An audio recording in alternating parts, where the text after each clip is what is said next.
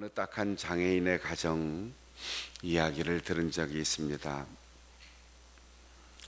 22살 먹은 아들과 그 위에 누나 하나, 그리고 몇 년 전에 세상을 떠난 남편을 대신해서 엄마가 혼자 이 가족들의 생계를 책임지고 있습니다.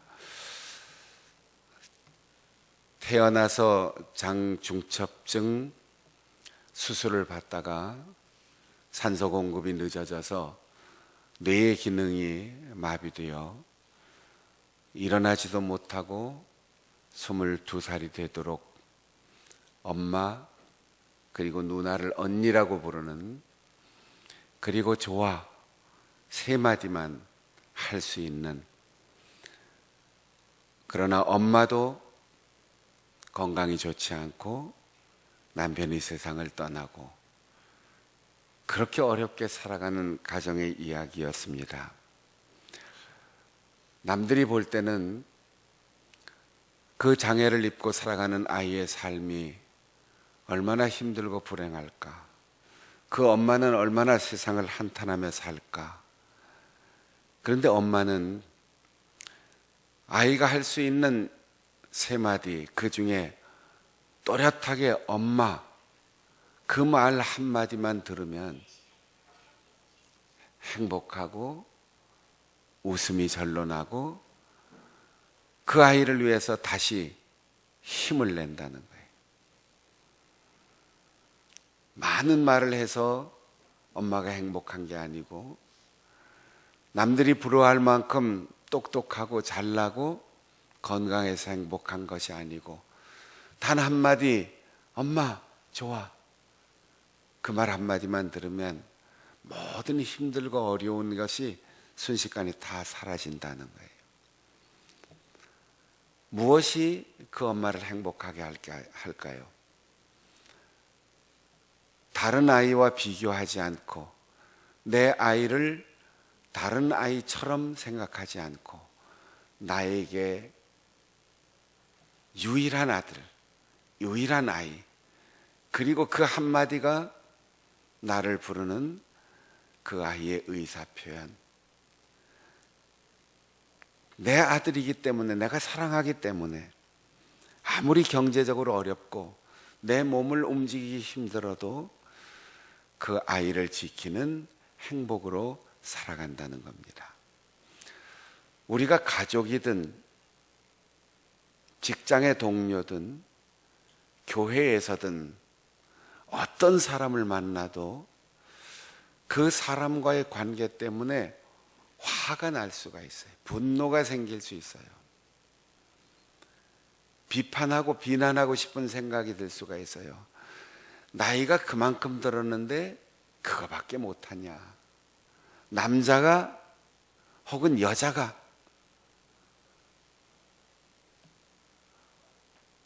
그렇게 화가 나고 사람에 대해서 비판하고 비난하는 단 한 가지 이유는 그 사람이 못났기 때문이 아니에요.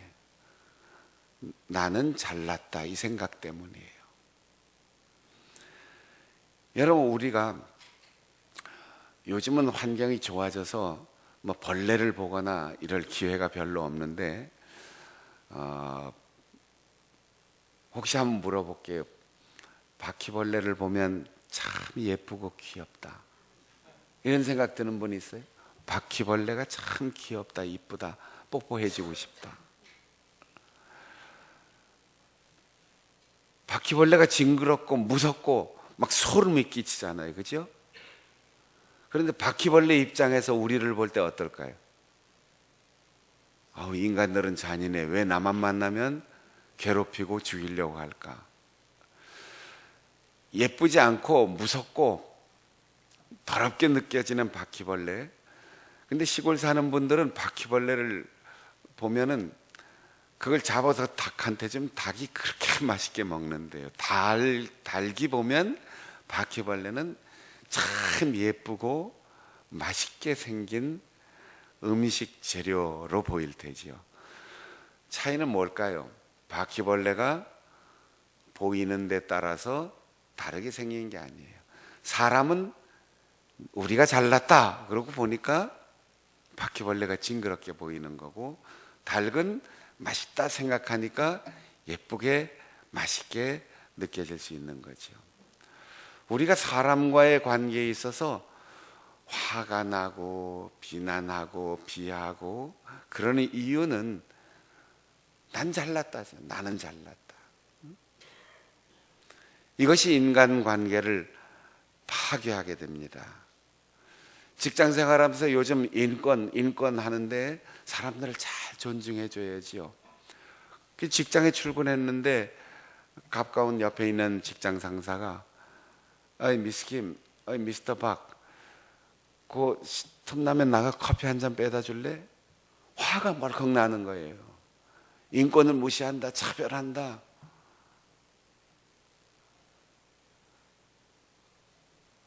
왜 화가 날까요? 내가 4년제 대학을 나왔는데, 내가 토플 성적이 몇 점인데, 내가 이 회사를 어떤 과정을 거쳐서 왔는데 나를 커피 심부름 시켜줘? 저는 우리 교인들 제 방에 들어오면 가끔 오신 분들이 있겠지만 제가 커피 대접해요. 선교사님들이 와도, 저보다 후배인 작은 교회 목사님들이 방문해도 잠깐 기다리세요. 그러고 제가 커피 내려서 대접합니다. 내가 나이가 더 많은데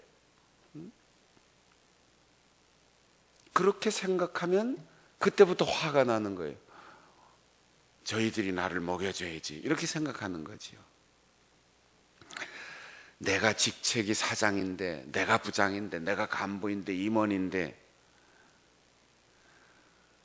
내가 하늘 같은 남편인데, 이런 생각을 하면서 사람을 대하면 그런 가정은 가족이 불행해지고 부부관계가 불행해지는 거예요. 어떻게 하면 이 귀한 사람, 소중한 사람, 내가 섬기고 내가 대접하고 내가 행복하게 해줄 수 있을까? 그러면 내가 행복해지는 거예요. 화를 내면 누구에게 해로울까요? 내가 화를 내고 분노를 품고 내가 비난하면 그 사람 몰라요. 나만 화가 나서 나만 속병 나는 거지요. 오늘 대접할 수 있는 기회가 있어서 감사합니다. 내가 좋은 대학을 나온 사람인데 나보다 아랫사람에게 오늘은 내가 커피를 좀 대접하겠습니다. 출근하면서 회사 앞에 커피숍에서 컨테이너에다가 한 대여섯 잔 들고 들어가서 굿모닝, 커피 한잔 합시다 나눠주면 존경받지요. 커피 한 잔 좀 타다 줄래? 심부름할 때 예! 하고 밝은 표정으로 심부름하면 싹싹하고 성격 좋구나, 점수가 올라가지요. 불필요한 자존심 때문에, 내가 잘났다는 것 때문에 우리의 인간관계가 파괴되는 거예요. 그 사람이 모자라거나 그 사람이 나쁘거나 그 사람이 혐오감을 느끼는 행동을 하기 때문이 아니라 전부 내 마음에서 일어나는 거예요. 반대인 경우가 있습니다. 어떤 사람은 늘 옆에서 보는 사람이 참 보기 딱할 정도로 왜 저럴까? 너무 비굴하게 살아가는 사람이 있어요. 그런 경우 나는 못났다. 나는 못났다. 저 사람 참 너무 잘났어. 그러니까 아부하고 열등감 느끼고 자기 인생에 회의를 느끼게 되는 거죠. 저는 신학교 가기 전에 내가 반주하면서 이태리 가곡 한 곡 정도는 좀 부를 수 있으면 멋진 목사가 되겠지. 그래서 저희 고향교회 유치원 선생님 집에 하루에 1시간씩 가서 제일 먼저 배우는 게 뭐죠? 바이엘 이렇게 1번, 2번, 3번, 4번 아마 한 20번까지 치다가 그만뒀어요. 피아노를 전혀 못합니다. 피아노 악기를 잘 다루는 사람들을 보면 부러워요. 그러나 열등감은 안 느껴요. 아주 실력 있는 연주자, 노래를 하든 악기를 연주하든 들어주는 사람이 있어야 가치가 있는 거죠. 저는 잘 들어줄 수 있는 능력이 있어요. 알아서가 아니고 들어주면 되잖아요. 그리고 칭찬해 주면 되잖아요. 내가 못하는 것 때문에 열등감 느낄 거 없고, 내가 잘한다고 남을 비난할 것 없어요. 그 사람은 나보다 더 잘하는 게 또 있는 거죠. 엄마에게는 장애인이라도 그 아들이 엄마, 그 한마디에 행복을 느끼고, 다른 사람들이 박사학위 논문을 쓰고 다른 사람이 아나운서가 되고 탤런트가 되는 것보다 내 아들이 엄마 하는 그 한마디가 더 행복을 주는 거예요.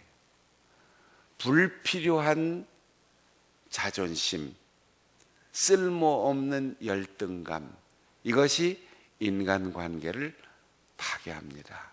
가정에서도 내가 잘났다, 그런 남편 때문에 아내가 남몰래 눈물 흘리는 거지요. 우리 아버지에 비해서 나는 너무 형편없어, 그런 열등감을 느끼게 하는 부모 때문에 자식이 주눅이 들게 되는 거죠. 바울 사도는 오늘 고린도 교회에 편지를 보내면서 고린도 교회에서 바울 사도를 비난하는 사람들이 있었어요. 그 사람 글, 편지를 받아보면 너무 원칙적이고 강경해. 글이 너무 완벽하니까 질투가 나는 거지요. 수사학을 배운 그리스 문화 사람들이 바울 사도의 편지, 그것도 유대인이 자기들의 헬라어를 너무 잘 구사하니까 열등감을 느끼면서 비난하는 거예요. 아, 글이 너무 강경해, 아름답지를 못해, 부드럽질 않아.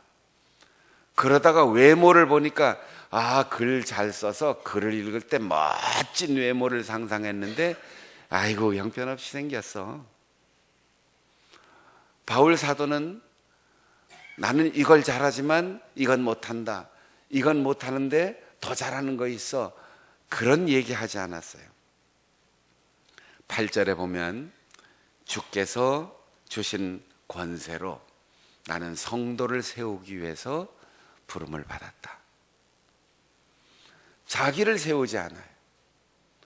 내가 세계 각지를 다니면서 복음을 전하고, 내가 교회를 설립하고, 내가 글을 쓰고, 내가 강단에 서서 설교하고, 내가 사람을 만나는 모든 이유는 나와 만나는 사람들이 하나님 앞에 올바르고 건강한 신앙으로, 뜨거운 열정과 천국의 소망으로 든든하게 서기를 바라는 마음으로 난 사역한다. 내가 비난을 받든지, 나를 흉보는 사람이 있든지, 나를 부러워하는 사람이 있든지, 칭찬하는 사람이 있든지, 그거 아무 관계없이 나는 짧든 길든 나와 만나는 사람이 주님 앞에 서기를 원한다. 그게 내 인생의 사명이고 보람이다. 이렇게 말합니다. 그러면서 12절에 자기 스스로 자기를 칭찬하는 사람, 이걸 우리말로 자화자찬이라고 하는데, 나는 잘났어, 너는 못났어, 너는 왜 그거밖에 못해? 좋은 사람들 어떻게든지 약점을 잡고 실수와 꼬투리를 잡고 비난하고 싶어하는 그 못된 심사를 가진 사람들을 향해서 나는 사람과 사람을 비교하지 않는다.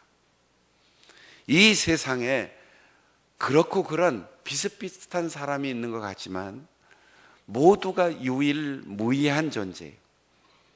이 세상에는 똑같은 사람이 둘이 없어요. 쌍둥이도 자세히 들여다보면 달라요. 아무도 똑같은 사람이 없어요. 그런데 화가 나거나 열등감을 느끼거나 비난하거나 분노하는 이유는 비교하기 때문에요. 자기에게 유리한 점만 비교합니다. 그래서 자기를 내세우고 싶은 거지요. 남들을 억누르고 싶은 거지요. 바울 사도는 비교 자체를 나는 하지 않고 산다. 그리고 자기를 칭찬하지 않는다. 13절에는 하나님이 주신 한계만큼 내가 일한다. 여러분, 이 세상에 한계가 없는 슈퍼맨은 없어요. 아무리 누가 부러워서 무척 잘하는 사람이 있어도 그 사람보다 더 잘하는 사람은 언제나 존재해요. 이 세상 도처에 나보다 하수인 사람만 다 있는 것 같지만 그건 자기가 몰라서 그래요. 나보다 더 나은 점들이 있고 더 잘하는 사람이 수없이 많아요. 그런데 자기의 한두 가지 그것만 가지고 자존심 세우며 살아가니까 저 사람 왜 저렇게 살까? 왜 그렇게밖에 못할까? 뭐는 틀렸어? 이렇게 비난을 하게 되는 거죠. 누구나 완전하지 않습니다. 누구나 모든 것에 다 탁월하지 않습니다. 그러나 하나님께서 이 세상을 만드실 때 사람을 마지막으로 만드시면서 당신의 모습으로 만드셨다고 했어요. 우리끼리 비교해서 지능지수나 혹은 적성검사나 그런 것, 외모, 기준 따라서 평가하는 지수가 있지만 하나님은 절대적으로 우리를 평가하십니다. 난 너를 사랑한다. 넌 나를 꼭 닮았다. 그러니까 바울 사도는 아무도 나와 다른 사람을 비교하지 말고 다른 사람을 서로 비교하지 말고 하나님 앞에 세워놔라. 그리고 네가 열등감을 느낄 때 너는 하나님 앞에 서라. 그러면 우리 사이가 좋아질 거다. 우리는 행복할 거다. 부부간에 비교하지 마세요. 우쭐하지 마세요. 열등감 느끼지 마세요. 사회생활을 잘하는 사람은 남들이 누구를 비방해도 그 사람에게서 좋은 점을 찾아서 서로 화목하게 지냅니다. 세상살이에 실패하는 사람